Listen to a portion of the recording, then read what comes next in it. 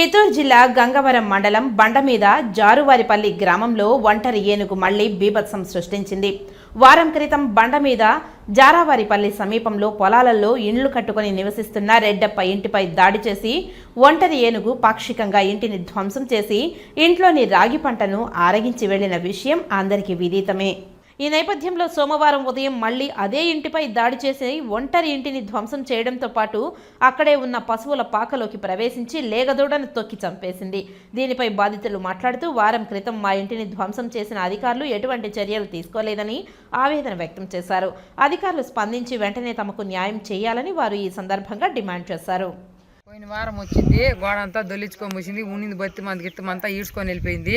పోయిన సోమవారం రోజు జరిగింది. మంగళవారం రోజు మేము పోయినాము, వాళ్ళు ఏమీ పట్టించుకోలేదు. బత్తి అంతా ఈడ్చుకొని తినేసి వెళ్ళిపోయింది.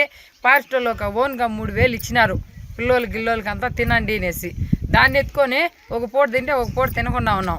మళ్ళీ పోయిన పొద్దు దీని మీద వచ్చి పొయ్యిగుళ్ళంతా తోసేసి తలుపులంతా తోసుకొని దూడ దొక్కేసి దూడ మీద రాతి కోసం అంతా దొల్లించుకొని ఉనిందంతా పోయింది. అరిచి అపరించుకొని మళ్ళాక వాళ్ళ ఇంటి దగ్గరికి పరిగెత్తి వెళ్ళిపోయినాము.